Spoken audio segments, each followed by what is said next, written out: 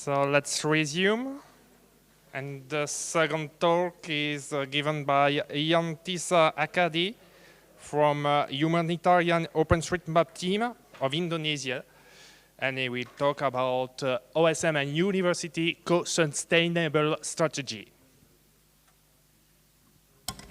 Hello everyone, good afternoon. My name is Yantisa Akhadi. Probably initially you expect that it should be Vasanthi who's delivered the presentation, but unfortunately she just got scholarship for the master degree in Australia. So, and this week she needs to have like a preparation study, the preparation. So she couldn't make it to the event. So I'm replacing Vasanthi, and the title is a bit different with what you might expect, but I ensure you that the content will be similar. Okay, so probably first I will give you a background context about what do I mean with the OSM and university and how it can be like co-sustainable strategy. So probably if for you who don't know where is Indonesia, so this is Indonesia. In Indonesia we have been working since 2011. The reason of why HOT have project in Indonesia is initially because of the software. So this is InSafe. This is a software called InSafe. So basically InSafe combines one set of exposure data with one hazard scenario, and then it will provide with produce maps, reports, and actions. So for example, if there is floods happens in Jakarta, we know that where are the affected roads and where are like the affected buildings and where are the affected population. So it just take one by one, and then we got the result. So in order to achieve this, because we need OSM as a way to collect the exposure data. So exposure here, what we mean with exposure is population, buildings, and road that might be affected by disaster. So and the only reliable way of acquiring this information and in a wide scale is through OSM.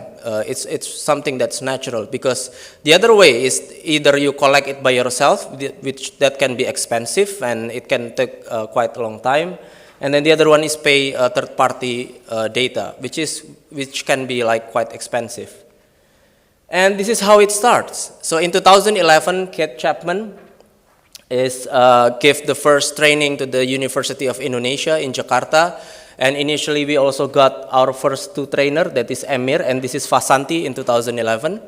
So this is how everything starts. So if you want to collect the data in the national level, then the only natural thing to do is set up a team of trainer, because we need people that understand what is OSM, how to collect the data, and how to put it into the platform so that we can use it for the disaster management. So that's the initial idea. And even from the very beginning, we already like working with the university, because we believe they're the one who understand the local context. They know how to adapt. They know how to like this one, like what we produce initially. This is basically training material that is adapted into Indonesian, although the one that I present here is the English version, because we always produced Indonesian as well as English version. This is initially come from the learnosm.org, and then we adjusted the content. We adapt the content into Indonesian context, and then we also create like training module, the curriculum. We also develop the curriculum on how it can be adapted into the local context. And like for this one, the data collection using OpenStreetMap can be taught in 3 days, and then the QGIS and InSafe can be taught in 2 days. We also have other project with the Wikimedia Association. This is for the open content in Kalimantan. We also adapted and creating the icon so that the youth that is involved in the project can be interested and also easily learn the new skill in using OSM. So I will give you two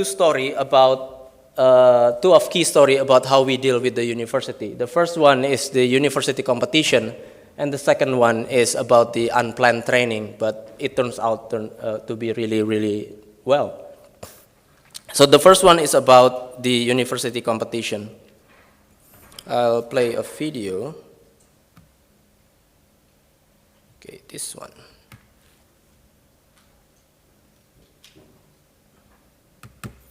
So this is Padang. Padang is located in West Sumatra. In the past decade, there is a big earthquake, and Padang, like 30 or 40% of Padang is destroyed. Like there are lots of casualties as well. And then in 2011, we're thinking of let's set up a university competition where let's compete on how to on mapping in OSM. There will be like 5 winners, and the 5 winners from each university will be flown to the US at that time to come at the Phos4G and State of the Map in Denver, Colorado. So this is what happened during that time.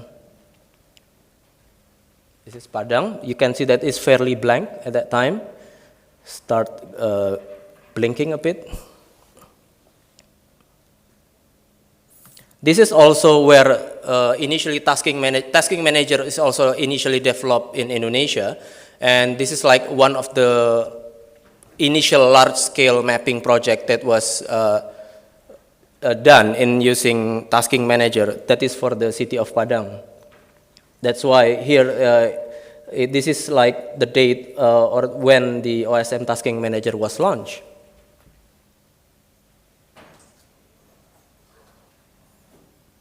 This is also like the first biggest mapping effort in national level in Indonesia.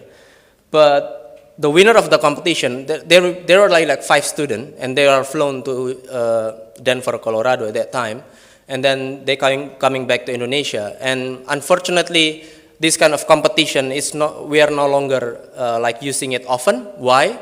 Because one of the 5 mappers, when they come back, they decide, I just want to work with insurance company. So he no longer wants to map, he no longer is interested in mapping, so he just decide, commercial probably much better for me. So we're thinking that in terms of sustainability, it's not something that's really well, doesn't fit really well. In terms of collecting the data in a short amount of time, competition might be a good way to do that. But it's not necessarily for the sustainability.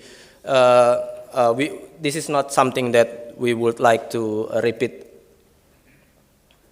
So we also have training afterwards with the disaster manager and partners, because we believe the data would give a much more benefit if we also teach it to people on how to use that. And we believe that at that time, it will help the disaster manager and partners that, hey, now you have the map of Padang, you can use that, you can download all the building, and you know if the next tsunami or the next earthquake happen, what you need to do, what's your contingency plan. So we see the importance of this OSM in the context of disaster management, but we also understand how university is having critical role in it. The second one is the unplanned. So if the competition, we are initially thinking, hey, let's have a competition. It must be great. It must be really nice for those universities. They will compete. They will have a new skill. And when they're getting back, there will be like a professional mapper, which did not happen. But there is the other way. There is other thing that happens other way around. So the second story is in Makassar. This is second video. So at that time, there is a lecturer that keep on nagging Kate Chapman, the executive director of HOT at that time, and he keeps on nagging on Kate through Facebook and saying, Kate, please give me training, I want training. There's a lecturer in one of the university in Makassar. I want training, I want training. He keeps on sending message, and at one point Kate said, okay, I will visit your province and I will give you training. Because at that same time, there is an occasion where there are training for disaster manager for the government official on the use of OSM for disaster management. And then they add like two days to teach the lecturer and also some of the student in mapping. And this is what happened.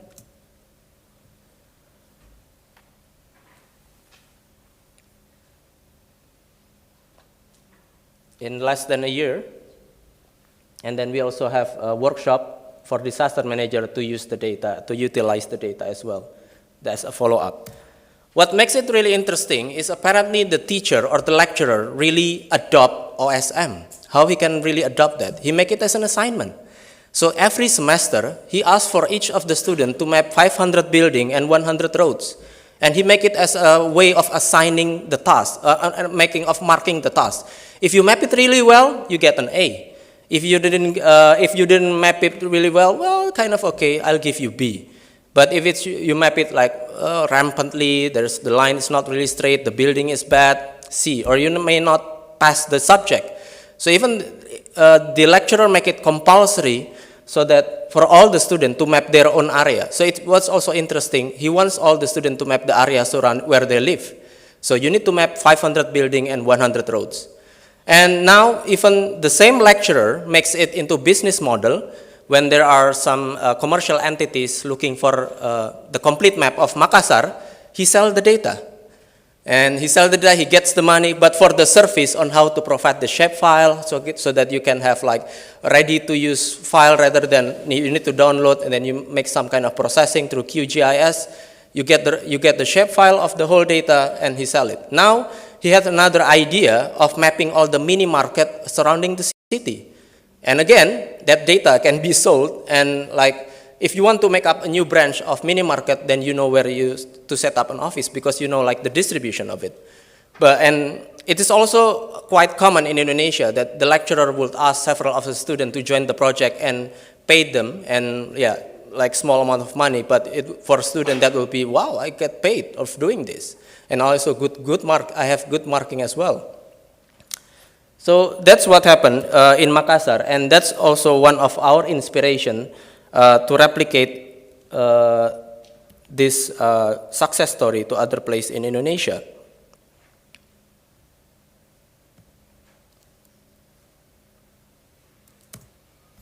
So in 2011 and 2013, everything seems going really well. We have 58 trainings.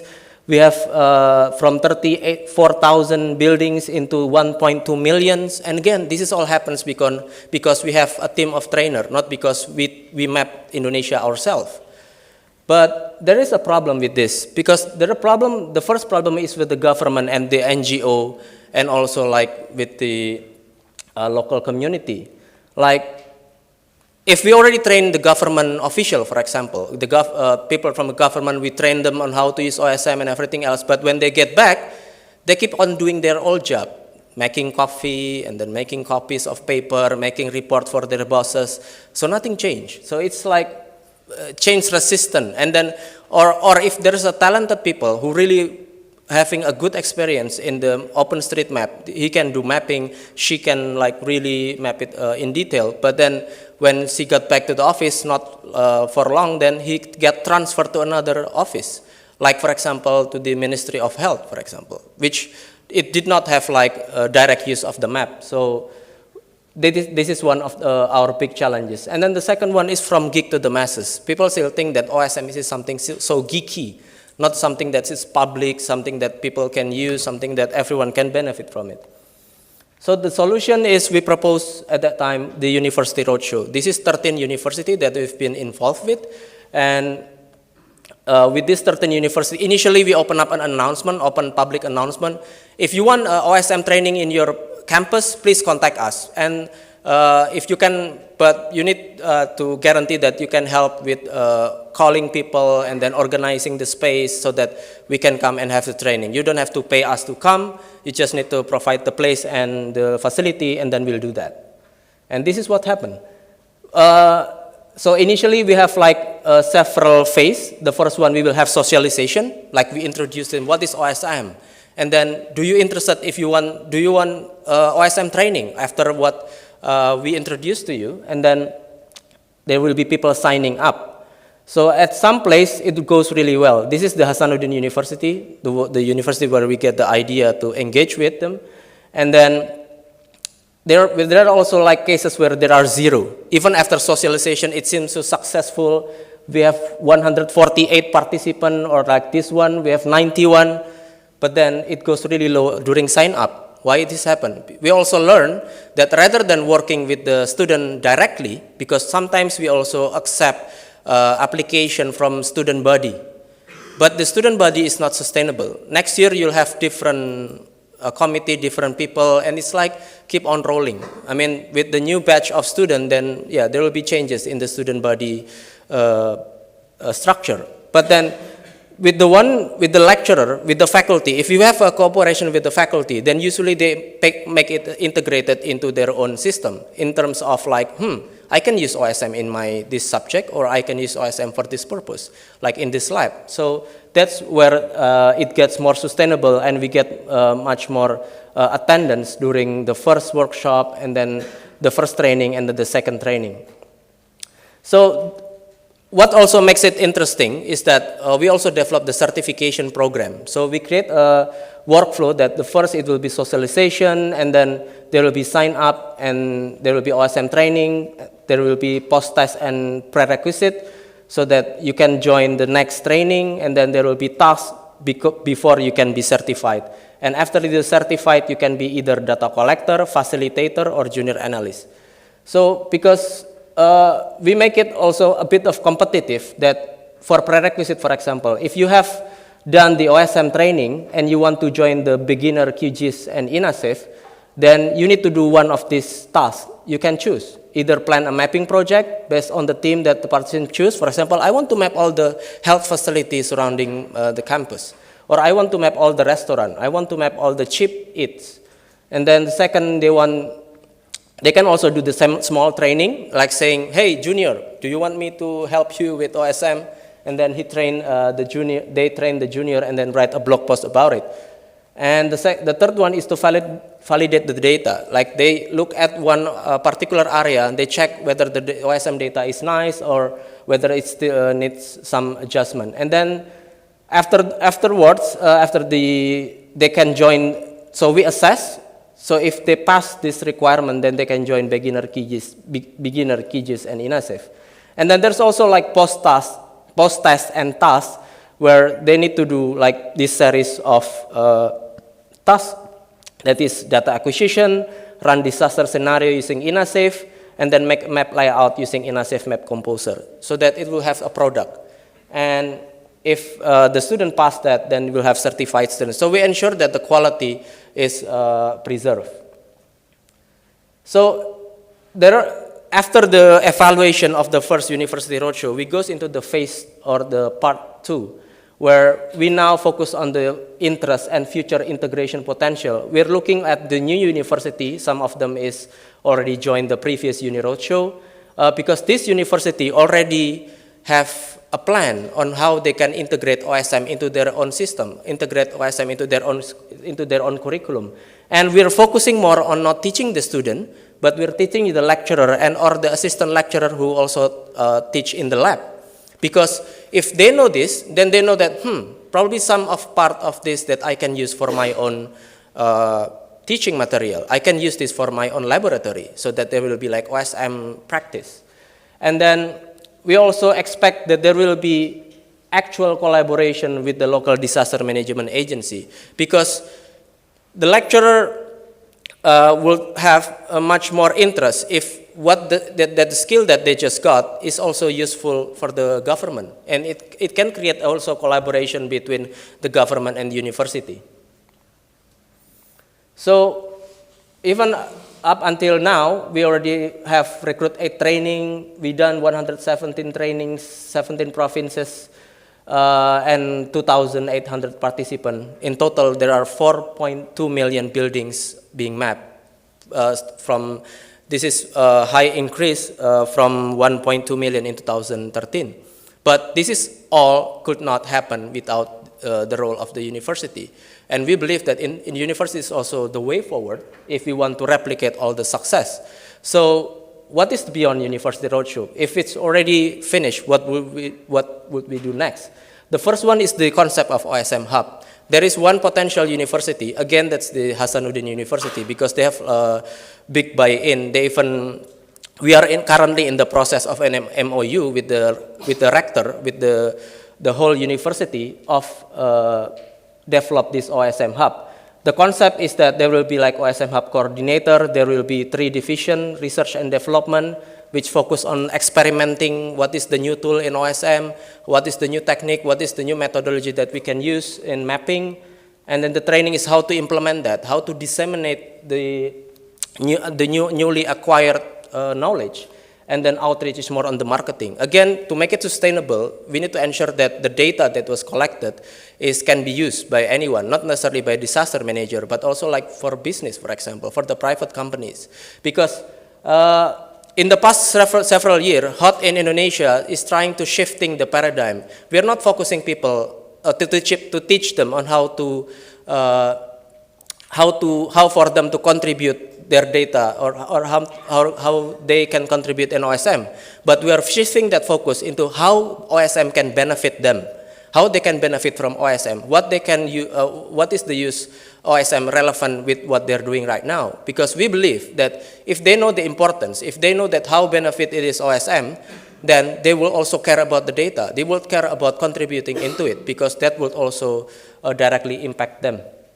And we also recently have partnership for GIS Course. So there is one new business school in Jakarta that asked our team to develop the whole curriculum. Like, can you please teach GIS and location-based service? But we want these 2 courses so adapted into entrepreneurship because they want to develop a new entrepreneur, they want to develop a new startups in information technology, and they want to use OSM, and they believe because that's the way forward. They want to be unique. That is also the needs from the university itself, so that it would not be like the same old other university that use ArcGIS, but they want to be different. They want to be a university that have advantages like in using open data, using open source tools. Thank you.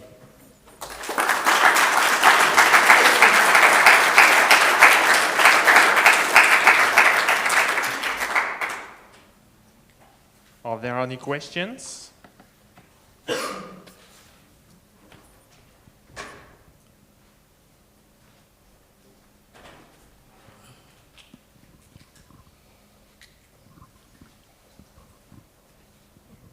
Thank you. Thank you for the presentation. I have a question for about the financial support for the trainings in the university. Do you get financial support from the universities themselves or other partners that can finance it? Okay. So for the Uni Roadshow, for the first and the second part, we got funded by Australian Aid, because Australian Aid is have strategic partnership with the National Disaster Management Agency, and now like this strategy with the Uni Roadshow is going to be adapted by the National Disaster Management Agency, because the government did not have the capacity to map all the disaster-prone area, and they want to also have this kind of program into their own structure. So we're really relieved that there is large buy-in from that. But for the partnership with this business school, yes, we do get paid, although not a big amount of money, but it can cover our transportation to the school and like giving lecture and giving practice to the student.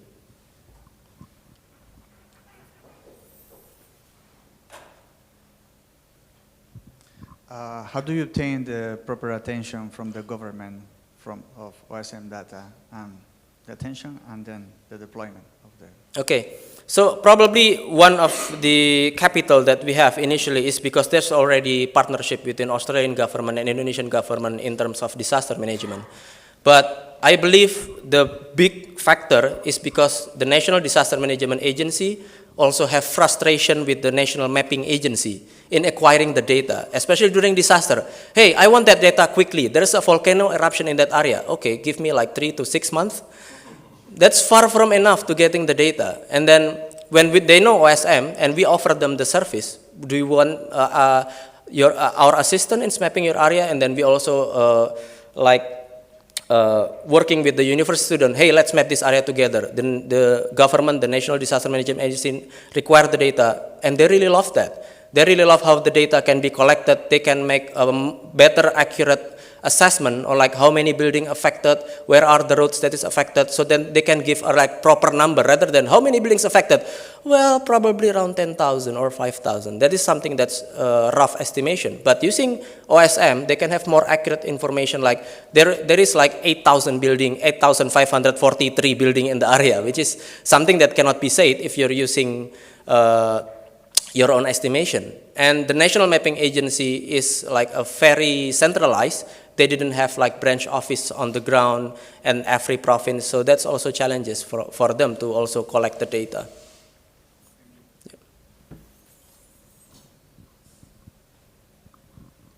Tremendous work. Thank you very much for presenting it. You started off the story about a student who went off and went into the insurance company and was not sustainable.